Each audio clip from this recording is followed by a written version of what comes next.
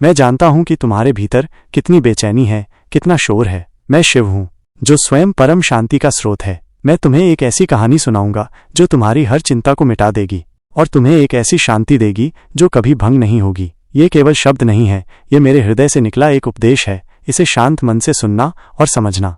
महादेव की कथा, अशांत मन और आत्मज्ञान की यात्रा। बहुत समय पहले की बात है। एक विशाल और घने जंगल के किनारे एक छोटा सा गांव था। उस गांव में एक युवा साधु रहता था जिसका नाम था अधीरमन। अधीरमन ने अपना पूरा जीवन ज्ञान की तलाश में बिताया था। उसने कई शास्त्रों का अध्ययन किया था और पहाड़ों व गुफाओं में वर्षों तक कठोर तपस्या की थी। वो बाहर से शांत और ज्ञानी प्रतीत होता था, लेकिन उसके भीतर एक गहरा तूफान हमेशा उमड़ता रहता था। वो था चिंता का तूफान।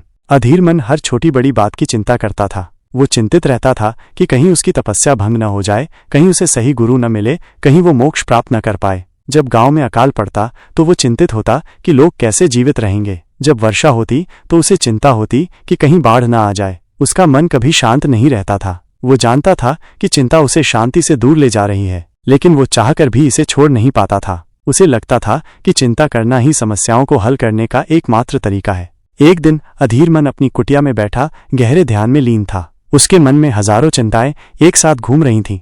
उसे याद आया कि उसने सुबह की भिक्षा ठीक से नहीं मांगी थी। उसे भविष्य की यात्रा की चिंता सता रही थी और उसे ये डर भी था कि कहीं उसके ज्ञान में कोई कमी न रह जाए। इन चिंताओं के कारण उसका ध्यान भंग हो रहा था। तभी उसकी कुटिया के द्वार पर एक अद्भुत प्रकाश फैला। जब उसने आंखें खोलीं तो उसने देखा कि एक वृद्ध तपस्वी उसके सामने खड़े हैं, जिनके मुख पर एक अद्भुत शांति और मुस्कान थी। अधीरमन तुरंत समझ गया कि ये कोई साधारण व्यक्ति नहीं है, ये स्वयं महादेव हैं जो उसे मार्गदर्शन देने आए हैं। अधीरमन ने उठकर प्रणाम किया और अपनी सारी चिंताएं उनके सामने उड़ेल दी। हे महादेव, उसने कहा, मैंने वर्षों तपस्या की है, ज्ञान प्राप्त किया है, लेकिन मेरे मन की चिंताएं मुझे कभी शांत नहीं होने देती। मैं हर पल बेचैन रहता हूँ। कृपया मुझे इस चिंता से मुक्ति का मार्ग दिखाएं। महादेव मुस्कुराए। उनकी मुस्कान में अनंत करुणा थी। उन्होंने अधीरमन को अपने पास बैठने का इशारा किया और एक गहरी सांस ली। शांत हो जाओ मेरे बच्चे, महादेव ने कहा, और ध्यान से मेरी कहानी सुनो। ये कहानी तुम्हारी चिंताओं को मिटा देगी। महादेव ने अपनी कथा सुनाना शुरू किया। बहुत समय पहले की बात है। एक विशाल महासागर के बीचों बीच एक छोटा सा द्वीप था। इस द्वीप पर एक महान राजा राज करता था, जिसका नाम था आकांक्षा। राजा आकांक्षा के पास सब कुछ था, धन, शक्ति, वैभव, एक विशाल सेना। लेकिन राजा आकांक्षा कभी खुश नहीं रहता था, क्योंकि उसके मन में एक असीमित इच्छा और चिंता रहती थी। वह चिंतित रहता था कि कहीं उसका राज्य छीन न जाए, कहीं उसकी प्रजा विद्रोह न कर दे, कहीं कोई शत्रु उसे पराजित न कर दे। वह हमेशा भविष्य की आशंकाओं में डूबा रहता था और अतीत की गलतियों पर पछताता रहता था। वह इतना चिंतित रहता था कि कभी वर्तमान के सुख का अनुभव ही नहीं कर पाता था। राजा आकांक्षा के राज्य में एक रहस्यमयी समय नदी बहती थी। इस नदी का पानी अद्भुत था। जो भी इसमें डुबकी लगाता वो अपने बीते हुए कल को देख सकता था और आने वाले कल की झलक भी पा सकता था। राजा आकांक्षा ने सोचा कि अगर वह इस नदी के रहस्य को जान ले तो वह अपनी सारी चिंताओं को दूर कर देगा। उसने नदी के किनारे एक विशाल महल बनवाया और हर दिन नदी के पास जाकर बैठ जाता। वो घंटों नदी के पानी में देखता रहता,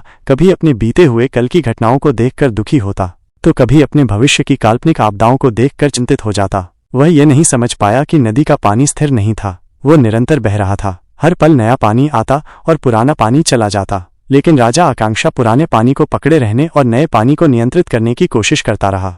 राजा आकांक्षा के महल से कुछ दूरी पर एक छोटा सा कंदरा गुफा थी। उस कंदरा में एक वृद्ध ऋषि रहते थे, जिनका नाम था शांतचित्त। ऋषि शांतचित्त के पास कुछ नहीं था, न धन, न राज्य, न महल, लेकिन उनके मुख पर हमेशा एक अद्भुत शांति और मुस्कान रहती थी। वे कभी चिंतित नहीं होते थे। वे हर पल प्रसन्न रहते थे, चाहे परिस्थितियां कैसी भी हों। राजा आकांक्षा ने ऋषि शांतचित्त के बारे में सुना और उनके पास गया। उसने ऋषि से पूछा, हे ऋषि, मेरे पास सब कुछ है, फिर भी मैं चिंतित रहता हूँ। आपके पास कुछ नहीं है, फिर भी आप इतने शांत कैसे रहते हैं?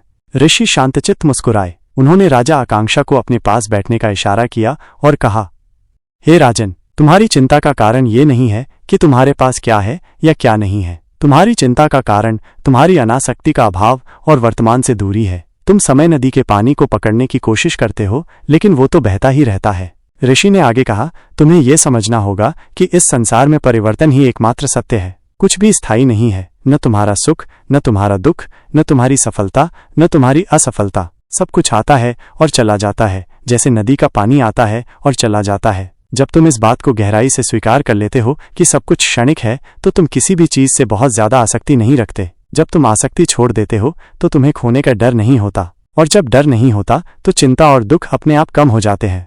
ऋषि ने अपनी बात जारी रखी, तुम्हें यह भी समझना होगा कि तुम अकेले नहीं हो। ये पूरा ब्रह्मांड एक अद्भुत व्यवस्था से चल रहा है और तुम भी उसका एक अभिन्न अंग हो। एक परम शक्ति है जो इस पूरे ब्रह्मांड को चला रही है और वो तुम्हें भी संभाल रही है। तुम्हें बस उस पर विश्वास रखना है। जैसे एक छोटा बच्चा अपनी माँ का हाथ पकड़कर चलता है, उसे पता होता है कि माँ उसे गिरने नहीं देगी। तुम भी उस परम शक्ति के बच्चे हो। तुम अपना कर्म करो, पूरी निष्ठा से अपने सर्वश्रेष्ठ प्रयास करो, लेकिन उसके परिणाम की चिंता उस परम शक्ति पर छोड़ दो। तुम्हें ये जानना चाहिए कि जो भी होगा वो तुम्हारे भले के लिए ही होगा, भले ही तुम्हें उस समय ये समझ में ना आए।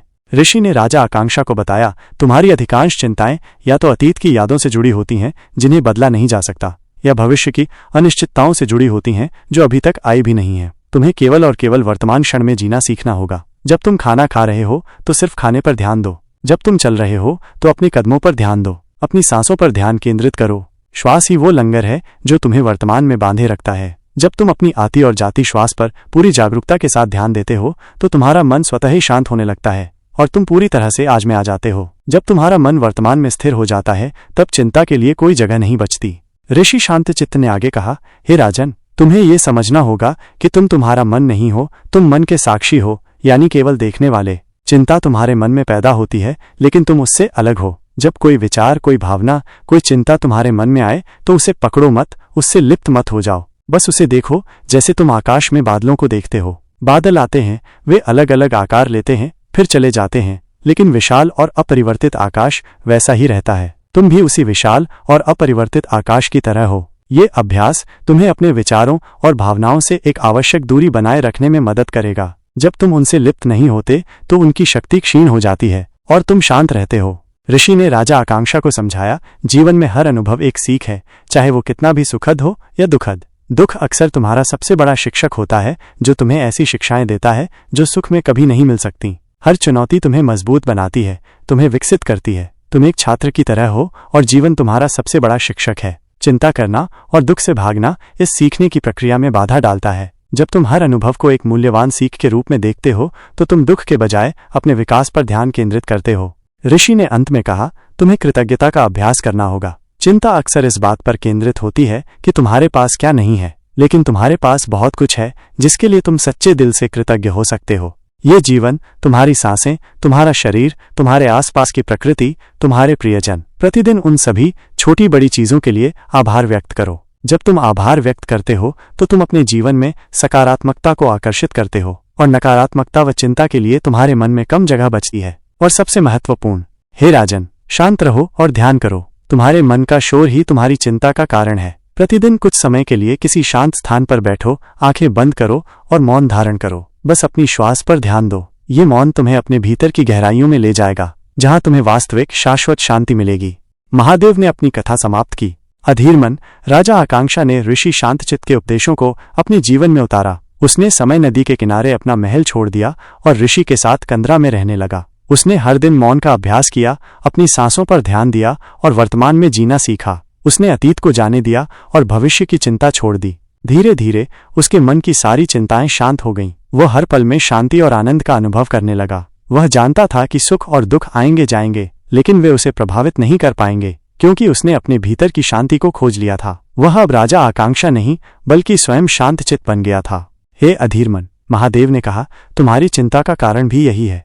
तुम समय नदी के पानी को पकड़ने की कोशिश करते हो। तुम अपनी इंद्रियों के माध्यम से बाहरी दुनिया के अनुभवों से बहुत अधिक चिपक जाते हो, लेकिन तुम्हें ये समझना होगा कि तुम स्वयं ही शांति हो, तुम स्वयं ही आनंद हो, तुम स्वयं ही सुकून हो। तुम्हें उसे कहीं बाहर ढूंढने की आवश्यकता नहीं है। चिंता एक ऐसी धूल है जो तुम्हारे भीतर के दर्पण को कुछ समय के लिए ढक लेती है। जब तुम इन उपदेशों को अपने जीवन में धारण करोगे तो ये धूल हट जाएगी और तुम्हें अपना वास्तविक, शांत और आनंदमय स्वरूप दिखाई देगा। तुम्हें ये जान जाओगे कि जीवन में चुनौतियां आएंगी, सुख और दुख आएंगे, लेकिन वे तुम्हें प्रभावित नहीं कर पाएंगे, क्योंकि तुम्हारे भीतर एक अटूट शांति का झरना बह रहा है। तुम हर द्वंद्व से ऊपर उठ जाओगे, क्योंकि तुम स्वयं ही शिव हो जो हर चीज से परे है। अपनी आत्मा से जुड़ो, वर्तमान में जियो, हर अनुभव से सीख लो और हर पल में मेरी उपस्थिति को महसूस करो। तुम्हें पता चल जाएगा कि तुम हमेशा पूर्ण और शांत रहोगे।